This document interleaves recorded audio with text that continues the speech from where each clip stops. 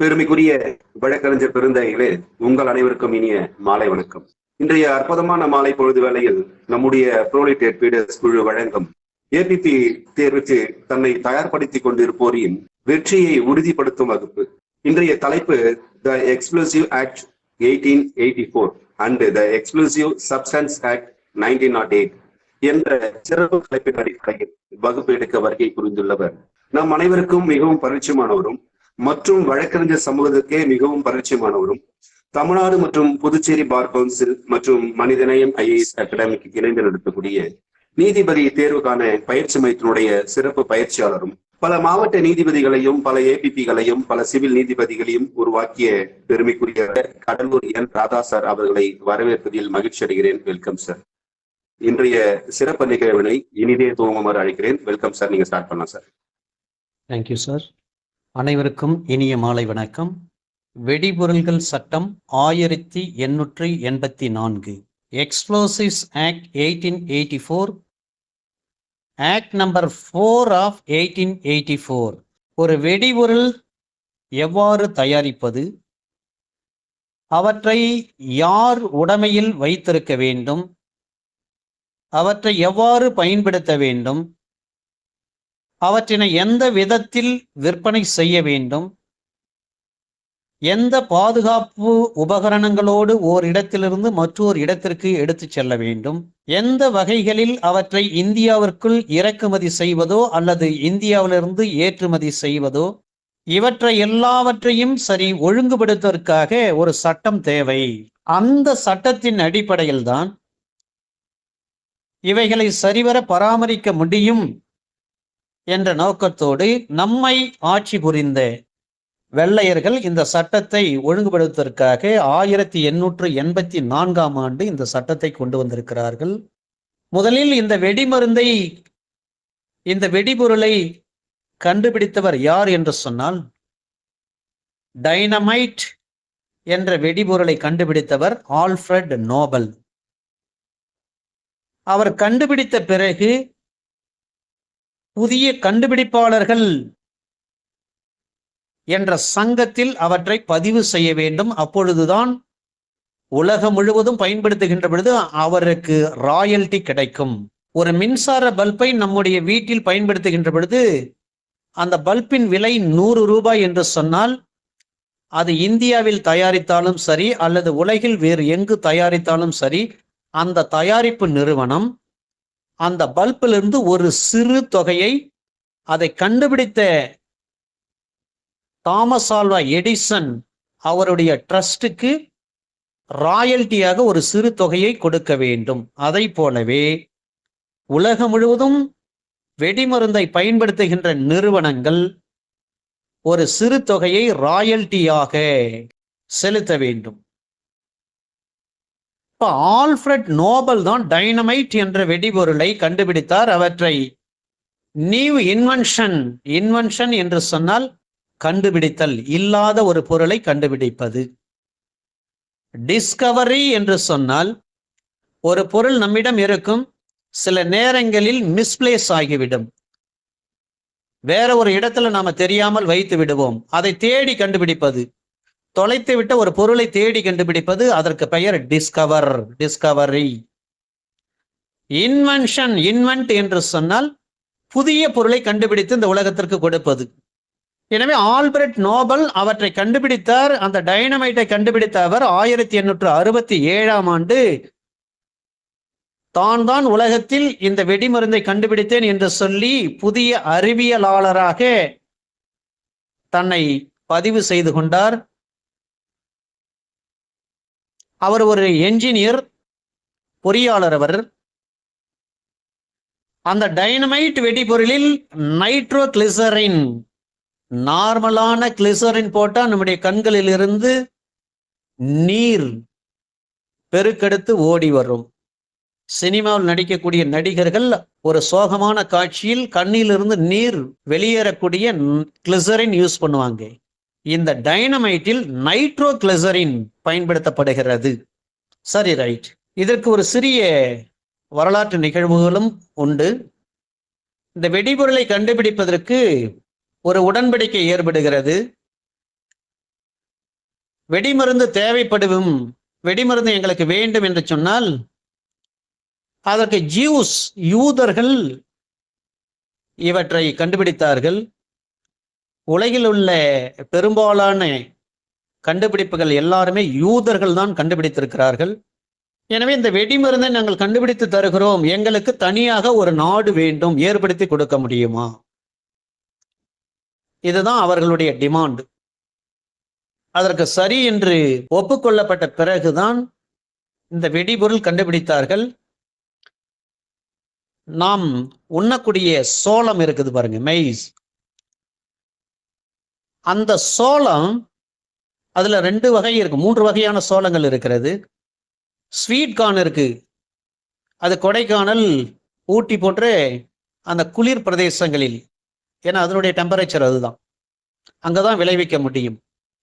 நார்மலான சோளம் இருக்கிறது, மக்காச்சோளம் இருக்கிறது. சரி, ரைட். அந்த சோளத்தை நெருப்பில் காட்டுகின்ற பொழுது அது பெப் என்ற சத்தத்தோடு வெடிக்கும். அதனாலதான் அதை கண்டுபிடிக்கின்ற பொழுது அந்த வெடிபொருளுக்கு பெப்டோன், அதனுடைய டோன் எப்படி இருக்கு பாருங்க, பெப் என்ற சத்தத்தோடு வெடிக்கும். கெமிஸ்ட்ரி வாய்ப்பாட்டில் படிக்கின்ற பொழுது பெப்டோன் என்று படித்திருப்பீர்கள். அவற்றிலிருந்து வெடிமருந்து கண்டுபிடிக்கப்பட்டிருக்கிறது. சரி, ரைட். எனவே 1884 ஆண்டு எக்ஸ்ப்ளோசிவ்ஸ் ஆக்ட் நம்பர் 4 ஆஃப் 1884, இந்த சட்டம் எதற்காக கொண்டு வரப்பட்டது என்று சொன்னால், வெடிபொருள்களை தயாரிப்பது, தயாரிக்கப்பட்ட வெடிபொருள்களை தன்னுடைய உடைமையில் வைத்திருப்பது, அவற்றை பயன்படுத்துவது, விற்பனை செய்வது, ஓர் இடத்திலிருந்து மற்றொரு இடத்திற்கு கொண்டு செல்வது, அவற்றை ஓரிடத்திலிருந்து அயல் நாட்டிலிருந்து இந்தியாவிற்குள் இறக்குமதி செய்வது, அதை போலவே இங்கிருந்து வெடிபொருள் தயாரிக்கப்பட்டு அவற்றை அயல் நாடுகளில் ஏற்றுமதி செய்வது, இவைகளை ஒழுங்குபடுத்துவதற்காகத்தான் இந்த சட்டம் உருவாக்கப்பட்டது. அப்ப இந்த சட்டம் மிக முக்கியமான சட்டம். வெடிபொருளை வேற யார் கையில் இருந்தால் ஒரு நாட்டினுடைய சட்டம் ஒழுங்கிற்கு, ஒரு நாட்டினுடைய இறையாண்மைக்கு பங்கம் விளைவிக்க கூடிய ஒரு சூழல் ஏற்படும். அப்ப இவற்றை கண்ட்ரோல்ல வைத்திருக்க வேண்டும். இறையாண்மை என்று சொன்னால் நம்முடைய தேசத்தை, நம்முடைய நாட்டை அந்நிய சக்திகள் யாரும் வழி நடத்த முடியாது. அவர்கள் ஆட்சி செய்ய முடியாது, ஆளுகை, ரூல் ஓவர் செய்ய முடியாது. அதை போல உள்நாட்டு கிளர்ச்சியாளர்கள் யாரும் நம்முடைய நாட்டை ஆளுகை செய்ய முடியாது. ஆளுகை செய்ய முடியாது என்று சொன்னால் ஆட்சி செய்ய முடியாது, ரூல் ஓவர் செய்ய முடியாது. அப்ப யார் நம்முடைய நாட்டை ஆட்சி செய்ய முடியும் என்று சொன்னால், ஜனநாயகத்தில் மக்களால் தேர்ந்தெடுக்கப்பட்ட மக்கள் பிரதிநிதிகள் தான் இந்த நாட்டை ஆளுகை செய்ய முடியும்.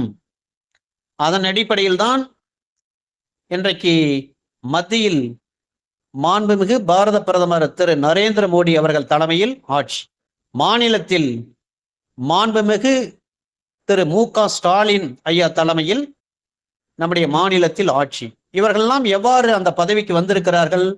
மக்கள், பெரும்பான்மையான மக்கள் வாக்களித்து அதன் அடிப்படையில் அவர்கள் தேர்ந்தெடுக்கப்பட்டு அந்த பதவிக்கு வந்திருக்கிறார்கள். இவற்றை தான் சாவர்னிட்டி என்று சொல்வார்கள். சாவர்னிட்டி என்று சொன்னால் இறையாண்மை. Sovereignty means no one can control our country from external as well as internal. நம்முடைய தேசத்தை, நம்முடைய நாட்டை வெளியிலிருந்து யாரும் ஆட்சி செய்ய முடியாது, யாரும் கட்டுப்படுத்த முடியாது. அதை போலவே உள்நாட்டில் இருக்கக்கூடிய கிளர்ச்சியாளர்களாலும் நம்முடைய நாட்டை கட்டுப்படுத்த முடியாது. அப்ப யார் நம்முடைய நாட்டை ஆளுகை செய்ய முடியும் என்று சொன்னால், மக்களால் தேர்ந்தெடுக்கப்பட்ட பிரதிநிதிகளால் தான் மட்டும்தான் இந்த நாட்டை ஆட்சி செய்ய முடியும். இந்த கேள்வி அடிக்கடி எல்லா தேர்வுகளிலும் கேட்கக்கூடிய ஒரு கேள்வி. அப்ப உள்நாட்டில் இருக்கக்கூடிய கிளர்ச்சியாளர்கள் என்று சொன்னால் அது சிமி இயக்கமாக இருக்கலாம், அல்காயுதா இயக்கமாக இருக்கலாம், அயல்நாடுகளில் இருக்கக்கூடிய அல்காயுதா தீவிரவாத அமைப்பாக இருக்கலாம், ISIS தீவிரவாத அமைப்பாக இருக்கலாம், உல்ஃபா தீவிரவாத அமைப்பாக இருக்கலாம், மாவோயிஸ்ட் தீவிரவாத அமைப்பாக இருக்கலாம். அதை போலவே லஷ்கர் இ தொய்பா, ஜெய்ஷ் இ முகமது இது போன்ற அமைப்புகளாக இருக்கலாம், காலிஸ்தான், எல்டிடிஇ போன்ற அமைப்புகளாக இருக்கலாம். இவைகள் எல்லாமே இந்தியாவில் தடை செய்யப்பட்ட அமைப்புகள். அதே போல அந்நிய சக்திகள், ISIS தீவிரவாத அமைப்பு, அந்த அமைப்புகளால் நம்முடைய நாடு ஆளுகை செய்ய முடியாது. உள்நாட்டில் இருக்கக்கூடிய கிளர்ச்சியாளர்களால் நம்முடைய நாடு ஆட்சி செய்ய முடியாது. ஆக இந்த வெடிபொருள்கள்லாம் அவர்களுடைய கைகளில் இருந்தால் நம்முடைய நாட்டுக்கு மிகப்பெரிய அச்சுறுத்தல். எந்த ஒரு ரூலிங் பவரும் சரி, நாட்டை சரிவர ரூல் ஓவர் பண்ண முடியாது.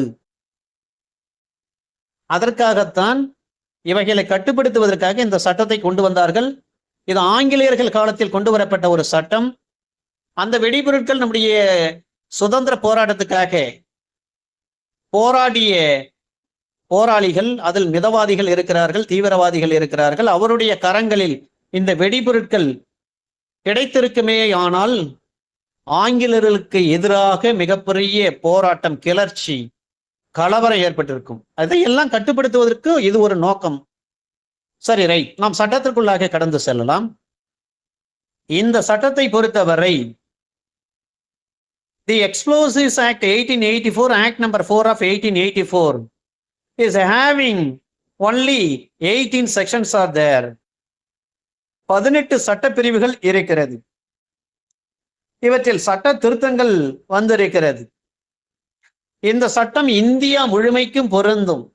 எனவே இந்த சட்டம் எப்பொழுது நடைமுறைக்கு வந்தது என்று சொன்னால் 1 ஜூலை 1887, 1884 ஆண்டு இந்த சட்டம் நிறைவேற்றப்பட்டிருந்தாலும் கூட இந்த சட்டம் நடைமுறைக்கு வந்தது came into force on 1 July 1887. கடந்த முறை நடந்த APP எக்ஸாம்ல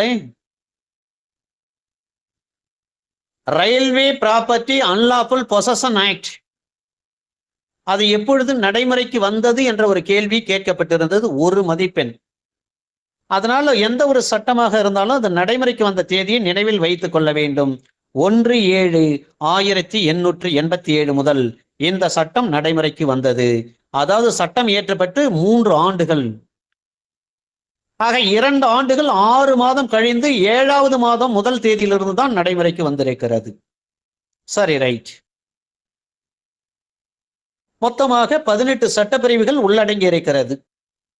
பிரிவு 3ஐ பொறுத்தவரை அதை ரிப்பீல் பண்ணிட்டாங்க, நீக்கம் செய்து விட்டார்கள். பிரிவு 4 தான் இந்த சட்டத்தில் பொருள் வரையறைகள் கொடுக்கப்பட்டிருக்கிறது, டிஃபைனிங் செக்ஷன். பொதுவாக எல்லா சட்டங்களிலும் நாம் பார்த்தோமே ஆனால் பிரிவு 2 தான் டிஃபைனிங் செக்ஷனாக இருக்கும். ஐபிசியை பொறுத்தவரை லார்ட் தாமஸ் பேபிங்டன் மெக்காலே அவர்கள் ஐபிசியை டிஃபைனிங் செக்ஷன் தனியாகவும் பீனல் செக்ஷன் தனியாகவும், டிஃபைனிங் செக்ஷனும் பீனல் செக்ஷனும் கலந்த கலவையாகவும் இருக்கும். ஆக 3 விதங்களில் ஐபிசியை லார்ட் தாமஸ் பேபிங்டன் மெக்காலே பிரித்து வைத்திருக்கிறார். மற்ற சட்டங்களில் பிரிவு 2 தான் பொருள் விளக்கம் அதிகமாக கொடுக்கப்பட்டிருக்கும். ஆனால் இந்த சட்டத்தை பொறுத்தவரை பிரிவு 4 தான் பொருள் வரையறை என்று சொல்லக்கூடிய டெஃபினிஷன் டிஃபைன் பண்ணியிருக்கிறாங்க.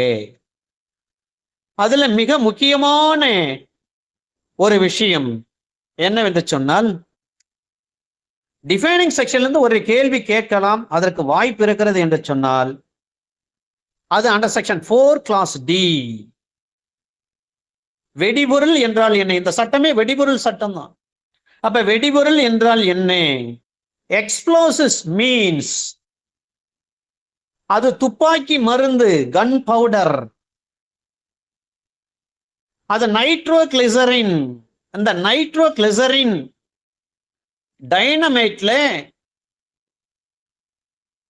இருக்கக்கூடிய மிக முக்கியமான பொருள்.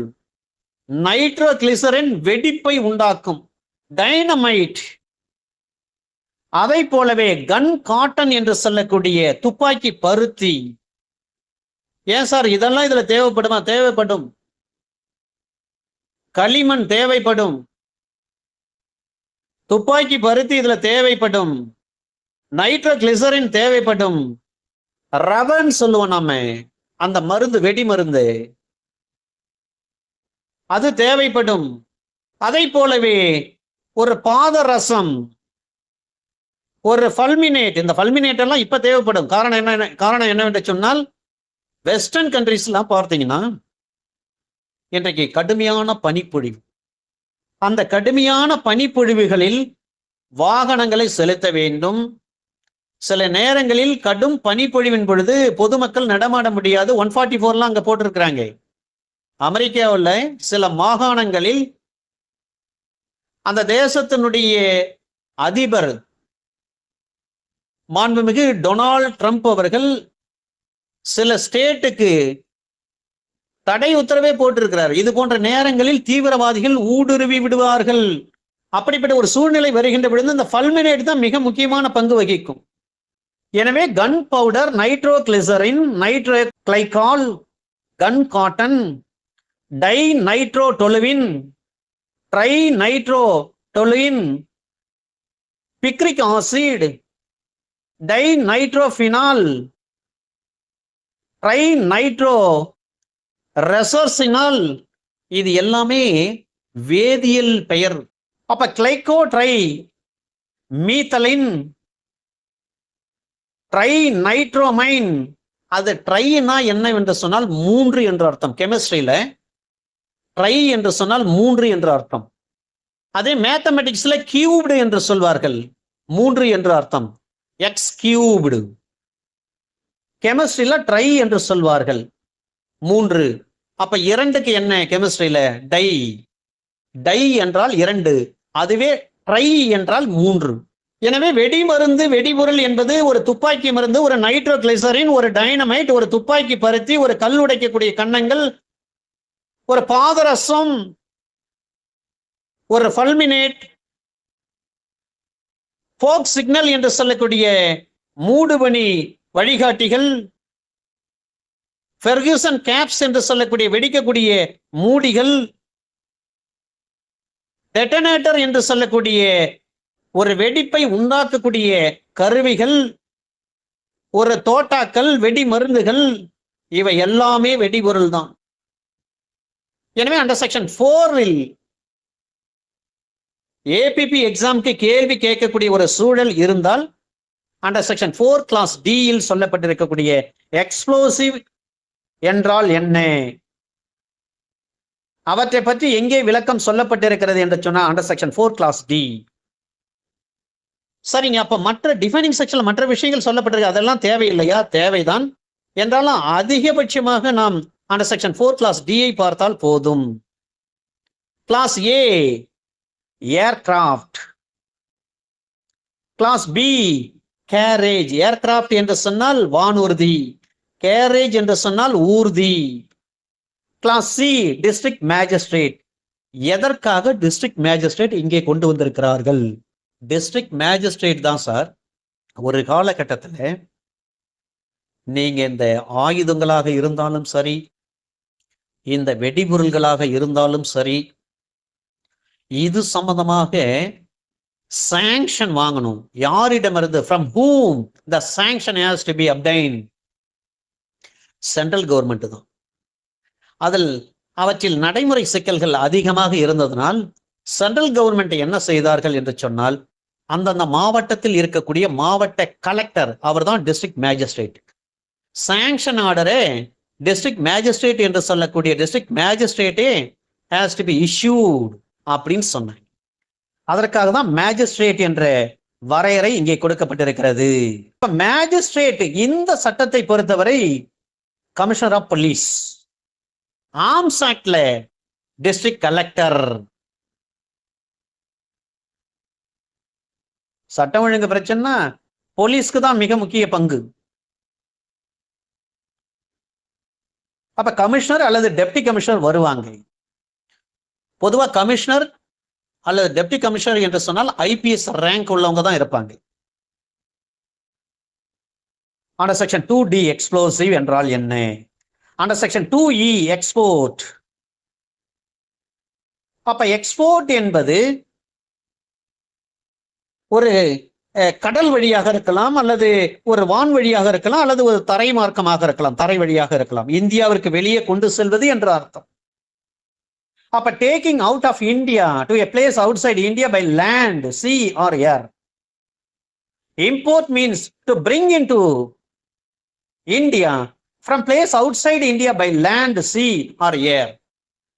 வான்வழி மார்க்கமாக அல்லது தரைவழி மார்க்கமாக அல்லது கடல் வழி மார்க்கமாக அயல் நாடுகளிலிருந்து இந்தியாவிற்குள் வெடிபொருள்களை கொண்டு வருவது, அதுதான் இறக்குமதி. மற்ற டிஃபைனிங் செக்ஷன் தேவையில்லை. டிஃபைனிங் செக்ஷனை பொறுத்தவரை அந்த செக்ஷன் 4 கிளாஸ் டி தான் வெரி இம்பார்ட்டன்ட். எக்ஸ்ப்ளோசிவ் என்றால் என்ன, அதை பற்றி எங்கே வரையறை சொல்லப்பட்டது என்று சொன்னால் 4 கிளாஸ் டி. அந்த செக்ஷன் 5 பொறுத்தவரை மிக முக்கியமானது. சரிங்க, இம்போர்ட் பார்த்தீங்க, எக்ஸ்போர்ட் பார்த்தீங்க, மாஸ்டர்னா தலைவர்னா யாருன்னு பார்த்தோம். மேனுஃபேக்சர் எவ்வாறு தயாரிப்பது, அதை எச்சில சொல்லி இருக்கிறாங்க. அவற்றையும் கூடுதலாக பார்த்து கொள்ளலாம். சரி, ரைட். பிரிவு 5 பொறுத்தவரை ஒரு வெடிபொருள் இருக்கிறது என்று சொன்னால் அந்த வெடிபொருட்களை, அந்த வெடி மருந்துகளை தயாரிப்பதற்கோ அல்லது நீங்கள் கைவசம் வைத்திருப்பதற்கோ அல்லது அவற்றை நீங்கள் பயன்படுத்துவதற்கோ அல்லது அவற்றை நீங்கள் விற்பனை செய்வதற்கோ லைசன்ஸ் வேண்டும். அப்ப அந்த லைசன்ஸுக்கு ஒரு ஒழுங்குபடுத்தக்கூடிய ஒரு விதிகள் இருக்கிறது. அப்ப லைசன்ஸ் வழங்குகின்றார்கள் என்று சொன்னால் இந்த முறையில்தான் லைசன்ஸ் வழங்க வேண்டும். லைசன்ஸ் என்று சொன்னால் உரிமம். எனவே உரிமம் வழங்குவதற்கான விதிமுறை இதுதான். அதற்கான அதிகாரங்கள் என்ன?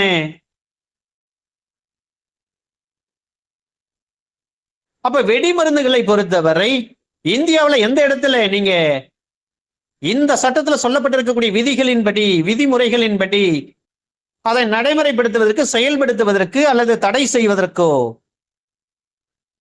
விதிகளை இயற்றக்கூடிய அதிகாரம் யாருடைய கரங்களில் இருக்கிறது என்று சொன்ன இந்த ஹேண்ட்ஸ் ஆஃப் சென்ட்ரல் கவர்மெண்ட். அப்ப ரூல் மேக்ஸ் பண்ணணும். யார் பண்ணுவாங்க? சென்ட்ரல் கவர்மெண்ட் தான். May for any part of India, இந்தியாவுடைய எந்த ஒரு பகுதியா இருந்தாலும் சரி, நீங்க வெடிமருந்துகள்லாம் காஷ்மீர்ல போயிட்டு தான் நான் வந்து தயார் பண்ணுவேன்னு சொல்ல முடியுமா? சென்ட்ரல் கவர்மெண்ட் மிக எச்சரிக்கையாக இருப்பாங்க. அசாம்ல தான் நான் தயார் பண்ணுவேன்னு சொல்ல முடியுமா? மிக எச்சரிக்கையாக இருப்பாங்க. அப்ப லைசன்ஸ் வழங்க முடியுமா? லைசன்ஸ் வழங்கலாம். அந்த லைசன்ஸ் எதற்காக வழங்குறாங்க? ஒன்று தயாரிப்பதற்கு, அல்லது இரண்டாவது அந்த வெடி மருந்துகளை நீங்கள் வைத்து பராமரிப்பது உங்களுடைய பொசஷன்ல இருக்கும், உங்களுடைய கை உடைமையில் இருக்கும், கை வசத்தில் இருப்பதற்கு. அதை எவ்வாறு பயன்படுத்த? வெடி மருந்துகளை பயன்படுத்தி வான வேடிக்கைகள், வண்ண பட்டாசுகள் தயாரிப்பதற்கு, அல்லது வெடி மருந்துகளை பயன்படுத்தி பெரிய பெரிய சுரங்கங்கள் அமைப்பதற்கு. வெடிமருந்தை தான் வெடிப்பை உண்டாக்குவாங்க. பெரிய பெரிய பாறைகளை உடைப்பதற்கு, அவற்றை விற்பனை செய்வதற்கு, பயன்படுத்துவதற்கு, ஒரு இடத்திலிருந்து மற்றொரு இடத்திற்கு எவ்வாறு பாதுகாப்பாய் கொண்டு செல்ல வேண்டும் என்று டிரான்ஸ்போர்ட் செய்வதற்கு, இறக்குமதி செய்வதற்கு. அப்ப லைசன்ஸ் இஷ்யூங் அத்தாரிட்டி என்று சொல்லக்கூடிய உரிமம் வழங்குவதற்கான அந்த அதிகாரி, the authority by which license may be granted. Licence வழங்குறாங்கன்னா அதற்குன்னு certain fee இருக்கும். such a fee accompanied with such a form which is being prescribed form. இந்த படிவம் தான் என்று குறித்த வகையில ஒரு படிவத்தை அவங்களே அடித்து வைத்திருப்பாங்க, அச்சடித்து வைத்திருப்பார்கள். அந்த prescribed ஃபார்மேட்டை நீங்க அப்ளை பண்ணுவீங்க. லைசன்ஸ் இஷ்யூங் அத்தாரிட்டி கிட்ட அப்ளை பண்ணுகின்ற பொழுது அந்த உரிமம் பெறுவதற்காக லைசன்ஸ் பெற வேண்டி அதற்கான கட்டணங்களையும் செலுத்தி அந்த சலானையும் சேர்த்து தான் நீங்க அப்ளை பண்ணிருப்பீங்க. அப்ப அதுக்கு கட்டணம் செலுத்தணும். யார் லைசன்ஸ் வேண்டும் என்று கேட்கிறார்களோ அதற்கான முழு விவரங்களையும் நீங்கள் அரசாங்கத்திற்கு தெரிவிக்க வேண்டும். அப்ப அந்த லைசன்ஸ்ல சொல்லப்பட்டிருக்கக்கூடிய நிபந்தனைகள், என்னென்ன நிபந்தனைகள் இருக்கிறதோ அந்த நிபந்தனைகளுக்கு நீங்கள் கட்டுப்பட்டு நடப்போம் என்று உறுதியளிக்க வேண்டும். அப்ப இவற்றுக்கென்று ஒரு கால வரையறை இருக்கிறது. அந்த கால வரையறையை சரிவர நீங்கள் பின்பற்ற வேண்டும். அது மட்டும் கிடையாது, இந்த அத்தாரிட்டி இருக்கிறாங்க, இன் சம் சிச்சுவேஷன்ல உங்களுக்கு ரிஃப்யூஸ் பண்றாங்கன்னு சொன்னால், you may have to prefer an appeal before concern authority. எதற்காக? ஃபார் வாட் பர்பஸ் நீங்க அப்பீல் ப்ரிஃபர் பண்றீங்க?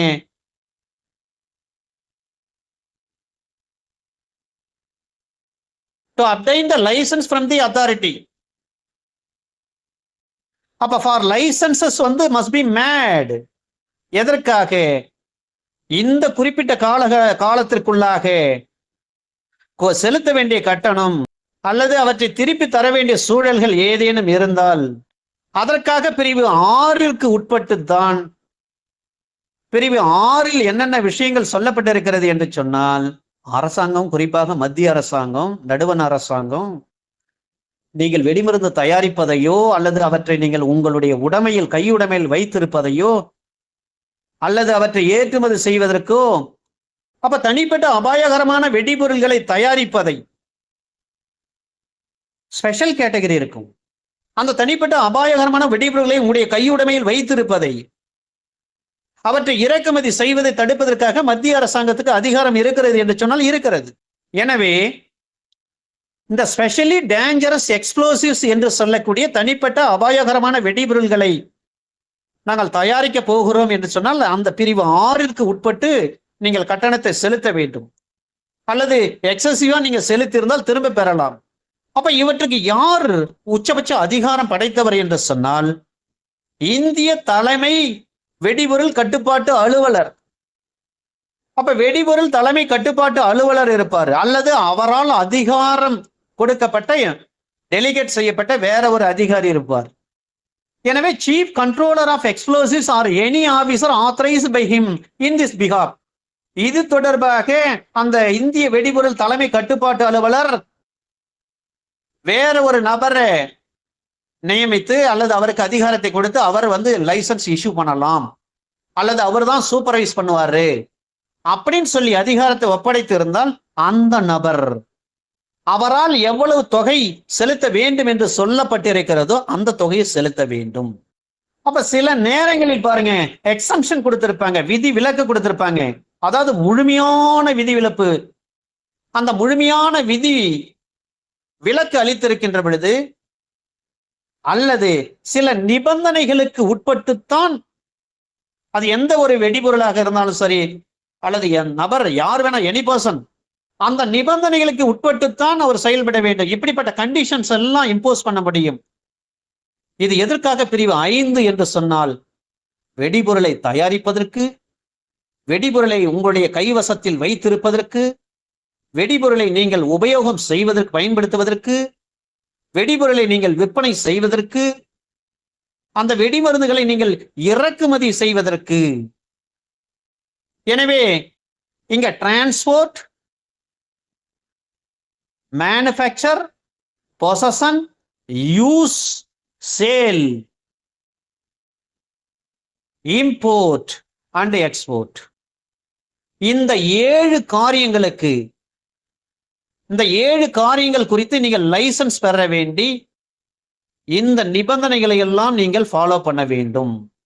அப்ப லைசன்ஸ் இஷ்யூ பண்ணலாமா? Licence may be issued. இல்லைங்க, வெடிமருந்தெல்லாம் நாங்க ஒரு இடத்துல தயாரிச்சு இன்னொரு இடத்துல சேல் பண்றேங்க, சேல் பண்ணலாம். அவற்றை தான் பிரிவு 5 கேபிட்டல் ஏவில் சொல்லப்பட்டிருக்கிறது. இந்த சட்டத்தில் பிரிவு 5 capital A, persons already in business in respect of certain explosives to carry on such business without license for a certain period. அப்ப 1884ஆம் ஆண்டு இந்த சட்டம் இயற்றப்பட்டு 1887ஆம் ஆண்டு ஜூலை 1ஆம் தேதியிலிருந்து இந்த சட்டம் நடைமுறைக்கு வருகிறது. 1884க்கு முன்னாடி இருந்து நாங்க இந்த வெடிமருந்தெல்லாம் தயாரிச்சுட்டு இருக்கோம் இந்தியாவில். நான் 1883ல தயாரிச்சுட்டு இருக்கேன், 82ல தயாரிச்சிருக்கிறேன், 81, 80, 79, 78, 77, 76 இப்படி பல்வேறு வருடங்களுக்கு முன்பாக நான் இந்த தொழிலில் ஈடுபட்டு வருகிறேன். ஆனா அந்த சட்டம் 84ல அந்த சட்டம் கொண்டு 87 அந்த சட்டம் நடைமுறைப்படுத்திட்டாங்க. ஆனா நாங்க தொழிலை செய்து கொண்டுதான் வருகிறோம். இப்ப நாங்க என்ன செய்யலாம் சார்? இந்த சட்டம் நடைமுறைக்கு வந்த பிறகு இந்த சட்டத்துல ஒரு திருத்தம் கொண்டு வர்றாங்க. அந்த திருத்தம் எப்பொழுது என்று சொன்னால் 1887 சட்டம் நடைமுறைக்கு வந்தது. இது 1978 அமெண்ட்மெண்ட், 1887 முதல் இந்த சட்டம் நடைமுறைக்கு வந்திருக்கிறது. ஆனால் இந்த சட்டத்துல 1978 ஆஃப்டர் இண்டிபெண்டன்ஸ் இதுல ஒரு அமெண்ட்மெண்ட் வந்திருக்கிறது. எனவே இந்த வெடிபொருள் சட்டம் 1884 எந்த விஷயங்கள் சொல்லப்பட்டு இருந்தாலும் சரி, அது எப்படிப்பட்டதாக இருந்தாலும் சரி, இந்த சட்டம் தொடங்குவதற்கு முன்பாக யாராவது வெடிபொருளை தயாரித்திருந்தாலோ, விற்பனை செய்து கொண்டிருந்தாலோ, இறக்குமதி செய்து கொண்டிருந்தாலோ, அல்லது ஏற்றுமதி வணிக ரீதியாக செய்து கொண்டிருந்தாலும் சரி, இந்த சட்டம் தொடங்கப்படுவதற்கு முன்பாக அவர்களுக்கு லைசன்ஸ் தேவையில்லை. இந்த சட்டம் நடைமுறைக்கு வந்த பிறகு அவர்களுக்கு லைசன்ஸ் தேவை. அதற்கான காலகட்டம் தான் 3 மாதங்கள். எனவே இந்தியன் எக்ஸ்ப்ளோசிவ்ஸ் அமெண்ட்மெண்ட் ஆக்ட் 1978 இது மிக முக்கியமானது. Indian explosives amendment act 1978 act number 32 of 1978 நடைமுறைக்கு வந்த பிறகு 3 மாதங்களுக்குள்ளாக நீங்க ஏற்கனவே லைசன்ஸ் இல்லாவிட்டாலும் சரி, சட்டம் நடைமுறைக்கு வந்து விட்டது. எனவே 3 மாதங்களுக்குள்ளாக நீங்கள் லைசன்ஸை பெற்றாக வேண்டும். சரி, 3 மாதங்களுக்குள்ளாக லைசன்ஸ் பெற முடியவில்லை, டைம் 3 மாசம் தான் இருக்குது. இல்லைங்க, நாங்க வியாபாரம் பண்றேங்க, இந்த வெடிமருந்து தாங்க நான் எல்லாத்தையும் சேல் பண்றேன், இங்க இருந்து நாங்க சேல் பண்ணி சிவகாசிக்கு சேல் பண்றேங்க, அங்கெல்லாம் பட்டாசு தொழிற்சாலைக்கு நாங்க தாங்க வெடிமருந்து தயாரிச்சு நாங்க தாங்க கொடுக்குறோங்க, நான் அப்ளை பண்ணிட்டேங்க, ஆனா 3 மாசம் நீங்க லைசன்ஸ் இஷ்யூ பண்ணலீங்க, district authority central government issue பண்ணலீங்க. அப்ப டிஆர்ஓ தான் செக் பண்ணுவாரு. ஒவ்வொரு வெடிமருந்து தொழிற்சாலைக்கும் சென்று, பட்டாசு தயாரிக்கும் தொழிற்சாலைகளுக்கு ஆலைகளுக்கு சென்று டிஸ்ட்ரிக்ட் ரெவன்யூ ஆபீசர் தான் செக் பண்ணுவாரு. அவர் கேட்பார், லைசன்ஸ் எடுத்துட்டு வாங்க, வேலிடா இருக்கா இல்லையான்னு பார்ப்போம் அப்படின்னு கேட்பார். அப்ப லைசன்ஸ் இல்லைங்க, லைசன்ஸ் இல்லாம எப்படி நீங்க பட்டாசு தயாரிக்கும் தொழிற்சாலை நடத்திட்டு வரீங்க?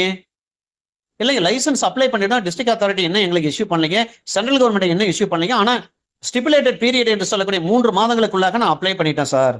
எனவே அந்த விண்ணப்பத்தின் மீது ஒரு இறுதி முடிவு எடுக்கும் வரை அந்த வெடிமருந்து தயாரித்து வணிக ரீதியாக விற்பனை செய்து கொண்டிருக்கக்கூடிய அந்த நபர் தொடர்ந்து அந்த வெடிபொருளை விற்பனை செய்யலாம். அப்ப until the final disposal of his application, அதுதான் சொல்லப்பட்டிருக்கிறது.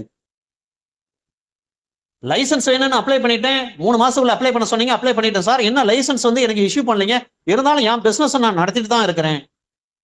உங்களுடைய விண்ணப்பத்தின் மீது இறுதி முடிவு எடுக்கும் வரை நீங்கள் தொடர்ந்து வெடிமருந்தை விற்பனை செய்ய முடியுமா? வணிக ரீதியாக செய்ய முடியும். சிவகாசி பட்டாசு தொழிற்சாலைக்கு நீங்க வெடிமருந்தை கொடுக்க முடியுமா? சப்ளை பண்ண முடியுமா? சப்ளை பண்ண முடியும். நான் தான் அப்ளை பண்ணிட்டேன் இல்லைங்களா? இது அமெண்ட்மெண்ட் மூலமாக வந்தது, செக்ஷன் 5A. அப்ப இந்தியன் எக்ஸ்ப்ளோசிவ்ஸ் அமெண்ட்மெண்ட் ஆக்ட் 1978 தொடங்குவதற்கு முன்பாக எவரேனும் லைசன்ஸ் இல்லாம இருந்தால் இந்த திருத்த சட்டம் வந்த பிறகு 3 மாதங்களுக்குள்ளாக அப்ளை பண்ணி லைசன்ஸ் வாங்கி விட வேண்டும். ஆனா 3 மாதங்களுக்குள்ளாக லைசன்ஸ் அப்ளை பண்ணிட்டேன், என்ன சென்ட்ரல் கவர்மெண்ட் எங்களுக்கு இஷ்யூ பண்ணலீங்க, டிஸ்ட்ரிக்ட் கலெக்டர் அதாவது டிஆர்ஓ எங்களுக்கு இஷ்யூ பண்ணாம இருக்காருங்க, அதுவரையும் நாங்க தொழில் செய்ய முடியாதா? தொழில் தாராளமா செய்யலாம். காரணம், நீங்க கரெக்டான இன் டைம்ல நீங்க அப்ளை பண்ணிட்டீங்க, அத்தாரிட்டி தான் என்ன உங்களுக்கு இஷ்யூ பண்ணாம டிலே பண்றாங்க, அதற்காக நீங்க வெயிட் பண்ண வேண்டிய அவசியம் கிடையாது. உங்களுடைய வணிகம் சார்ந்த வெடிபொருள்களை நீங்கள் வணிகம் சார்ந்த தொழிலில் நீங்கள் ஈடுபடலாம். பிரிவு 6 பொறுத்தவரை இது ஸ்பெஷல் கேட்டகரி. அப்ப ஸ்பெஷலி டேஞ்சரஸ் எக்ஸ்ப்ளோசிவ்ஸ் என்று சொல்லக்கூடிய தனிப்பட்ட அபாயகரமான வெடிபொருள்களை தயாரிக்கலாம், நீங்கள் வைத்திருக்கலாம், உடைமையில் உங்களுடைய கை உடைமையில் வைத்திருக்கலாம், அல்லது இறக்குமதியை செய்யலாம். சரிங்க, இப்படியெல்லாம் செய்யறீங்களே, அதை தடுக்க முடியுமா? அதை தடுப்பதற்கு மத்திய அரசாங்கத்துக்கு இருக்கக்கூடிய அதிகாரங்களை பற்றி தான் பிரிவு 6 சொல்கிறது.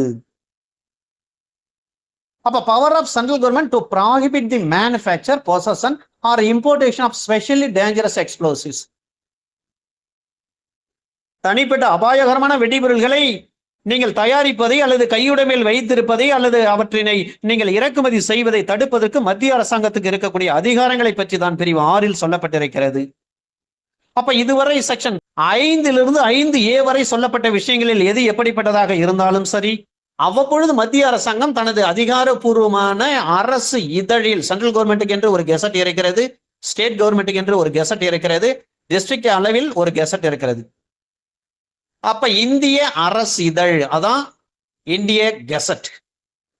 அதை போலவே ஸ்டேட் கவர்மெண்ட் அவங்க கெசட் வைத்திருக்கிறார்கள். மாநில அரசு இதழ் ஒரு அரசாங்கத்தின் மூலமாக இருக்கக்கூடிய வைத்திருக்கக்கூடிய ஒரு இதழ், பத்திரிகை என்ற அர்த்தம். அதே போல மாநில அளவில் இருக்கிறது, மாவட்ட அளவில் இருக்கிறது district gazette. Say for example, மதுரையில் உள்ளூர் விடுமுறை விடுவார். மதுரை டிஸ்ட்ரிக்ட் கலெக்டர் உள்ளூர் விடுமுறை. என்ன உள்ளூர் விடுமுறை? ஜல்லிக்கட்டுக்கு உள்ளூர் விடுமுறை. மதுரை வைகை ஆற்றில் கள்ளழகர் திருவிழா உள்ளூர் விடுமுறை. கடலூர் சிதம்பரம் ஆருத்ரா தரிசனம் உள்ளூர் விடுமுறை. அப்ப இந்த உள்ளூர் விடுமுறை விடுறாங்க பாருங்க. கடுமையான மழை இருக்கிறது, மாவட்ட ஆட்சித்தலைவர் உள்ளூர் விடுமுறை. இந்த விடுமுறை விடுவதை மாவட்ட அரசு இதழில் மாவட்ட ஆட்சியர் பப்ளிஷ் பண்ணுவார். To be notified in the official gazette of district. யாருங்க? by the district magistrate, who is known as district collector. எனவே மத்திய அரசாங்கம் தனது அரசு இதழில் தனிப்பட்ட அபாயகரமான வெடிபொருள்களை தயாரிப்பதை அல்லது உடைமையில் வைத்திருப்பதை அல்லது இறக்குமதி செய்வதை தடுப்பதற்கு அதிகாரம் இருக்கிறது. அந்த அதிகாரத்தை இதற்கு முன்பாக பார்த்த சட்டப்பிரிவுகளில் எது எப்படி சொல்லப்பட்டிருந்தாலும் கூட மத்திய அரசாங்கம் அவற்றை தடுத்து நிறுத்துவதற்கு அதிகாரம் இருக்கிறது. அவ்வப்பொழுது தனது கெசட்ல அவற்றை அறிவிக்கையின் மூலமாக by notification in the official gazette of central government. எதற்காக? தேசத்தினுடைய பொது பாதுகாப்பதற்காக. ஒரு அபாயகரமான தன்மையுடைய ஒரு வெடிபொருளை நீங்க தயாரிக்கிறீங்க, வெடிபொருளை நீங்க வைத்திருக்கிறீர்கள், அல்லது வெடிபொருளை வெளிநாட்டிலிருந்து இறக்குமதி செய்கிறீர்கள் என்று சொன்னால் முழுமையான கண்டிஷன் இம்போஸ் பண்ண முடியுமா? ஒரு முழுமையான நிபந்தனை விதிக்க முடியும். அல்லது பார்ட்லி கண்டிஷன் ஏதாவது இம்போஸ் பண்ண முடியுமா? ஒரு பகுதியளவு நிபந்தனை ஏதாவது விதிக்க முடியுமா? விதிக்க முடியும். எதற்காக? ஃபார் தி பப்ளிக் சேஃப்டி, பொது பாதுகாப்பிற்காக, பொதுமக்களின் நலனை கருத்தில் கொண்டுதான் மத்திய அரசாங்கம் ஒரு அப்சல்யூட்டாக அல்ல சப்ஜெக்ட் டு கண்டிஷன் என்று சொல்லக்கூடிய சில நிபந்தனைகளுக்கு உட்பட்டு இந்த தனிப்பட்ட அபாயகரமான வெடிபொருள்களை தயாரிப்பதையோ அல்லது நீங்கள் வைத்திருப்பதையோ அல்லது இறக்குமதி செய்வதையோ தடுக்கலாம். அப்ப கஸ்டம்ஸ் ஆக்ட் இங்க யூஸ் ஆகுமா? கஸ்டம்ஸ் ஆக்ட் தான் யூஸ் ஆகும். கடல் வழியா வருவாங்க, வான் வழியா வரலாம், தரை மார்க்கமாக வரலாம். அண்டர் செக்ஷன் 6 கேபிட்டல் ஏ, இந்த 6 கேபிட்டல் ஏ படிப்பது மிக மிக முக்கியமானது. Prohibition of manufacture, possession, sale, transport of explosives by young persons and certain other persons. இதுல ஒரு கேள்வி. இந்த சட்டத்தை பிரிவு 6 கேபிட்டல் ஏ படிக்கின்ற பொழுது ஆர்ம்ஸ் ஆக்ட்ல பிரிவு 9ஐயும் நீங்கள் சேர்த்து பார்க்க வேண்டும். ஆர்ம்ஸ் ஆக்ட்ல பிரிவு 9ஐயும் நீங்கள் சேர்த்து படிக்க வேண்டும். காரணம் என்னவென்று சொன்னால் அங்கே அம்யூனிஷன் பற்றி சொல்லப்பட்டிருக்கிறது, ஆர்ம்ஸை பற்றி சொல்லப்பட்டிருக்கிறது, வெடி கருவியும் பற்றி சொல்லப்பட்டிருக்கிறது, வெடிபொருட்கள் ஆயுதங்களை பற்றி அங்கே சொல்லப்பட்டிருக்கிறது. அங்கே என்னென்ன நிபந்தனைகள் விதிக்கப்பட்டிருக்கிறதோ அதே நிபந்தனை சார் இங்கேயும் விதிக்கப்பட்டிருக்கிறது. குறிப்பாக 18 வயது நிறைவடையாத ஒரு நபருக்கு வெடிபொருளை தயார் செய்வதற்கு அனுமதியோ, வெடிபொருளை வைத்திருப்பதற்கு அனுமதியோ, வெடிபொருளை ஓரிடத்திலிருந்து மற்றொரு இடத்திற்கு எடுத்துச் செல்வதற்கு அனுமதியோ, வெடிபொருளை வெளிநாட்டிலிருந்து இந்தியாவிற்குள் இறக்குமதி செய்வதற்கு அனுமதியோ, வெடிபொருளை இந்தியாவிலிருந்து அயல்நாட்டிற்கு ஏற்றுமதி செய்வதற்கான அனுமதியோ அல்லது பயன்படுத்துவதற்கான அனுமதியோ கொடுக்க முடியுமா? கொடுக்க முடியாது, கொடுக்க கூடாது. இது மிக மிக முக்கியமான ஒரு விஷயம். அல்லது அவர் ஏதாவது ஒரு வன்முறையில ஈடுபட்டிருப்பார், ஏதாவது ஒரு பிரச்சனை செய்திருப்பார், அவருக்கு இது போன்ற லைசன்ஸ் ஏதாவது இஷ்யூ பண்ண முடியுமா? இஷ்யூ பண்ணக்கூடாது. ஏன்னு சொன்னால் ஒரு வன்முறையாளர் அவர்களுடைய கரங்களில் இது போன்ற வெடி மருந்தோ அல்லது ஆயுதங்களோ அவருடைய கரங்களில் இருந்தால் அவர் சமூகத்துக்கு எதிராக, தேசத்துக்கு எதிராக பயன்படுத்தக்கூடிய ஒரு சூழல் கண்டிப்பாக உண்டு. எனவே வெடி மருந்தை பொறுத்தவரை இந்த எக்ஸ்ப்ளோசிவ்ஸ் ஆக்டை பொறுத்தவரை 18 வயது நிறைவடையாத நபர் ஆனால் ஆர்ம்ஸ் ஆக்டை பொறுத்தவரை 21 வயது நிறைவடையாத நபர், who has not completed the age of 21 years. எங்கே? Section 9 of arms act. ஆனால் செக்ஷன் 6A எக்ஸ்ப்ளோசிவ்ஸ் ஆக்ட்ல சொல்றாங்க 18 வயது நிறைவடையாத நபர், who has not completed the age of 18 years. Arms ஆக்ட்ல சொல்றாங்க who has been sentenced or conviction of any offense involving violence or moral turpitude to imprisonment for any term at any time during a period of 5 years after the expiration of the sentence. தண்டனை பெற்ற நபர் 5 ஆண்டுகள் நிறைவடைந்த பிறகு, இந்த peoples representation act இருக்கு பாருங்க, peoples representation act பொறுத்தவரை ஒரு தண்டனை அடைந்த நபர் தண்டனை அடைந்து சிறை காலத்தை சிறை கொட்டடியில் முடித்துவிட்டு ரிலீஸ் ஆயிருப்பார், சிறை விட்டு வெளியில வந்திருப்பார். வெளியில வந்த பிறகு அடுத்த தேர்தலில் நிற்க முடியுமா? முடியாது. அப்ப 6 ஆண்டுகள் வரை அவர் தேர்தலில் நிற்க முடியாது. அதை போலதான் இந்த ஆர்ம்ஸ் ஆக்ட்ல சொல்லப்பட்டிருக்கக்கூடிய விஷயம் 5 ஆண்டுகள். அதுவே எக்ஸ்ப்ளோசிவ்ஸ் ஆக்ட்ல அந்த மாதிரி டைம் எதையாவது பிக்ஸ் பண்ணி இருக்கிறாங்களா? அப்ப who has been sentenced or conviction of any offense involving violence or moral turpitude for a term of not less than 6 months at any time during a period of 5 years after the expiration of this sentence.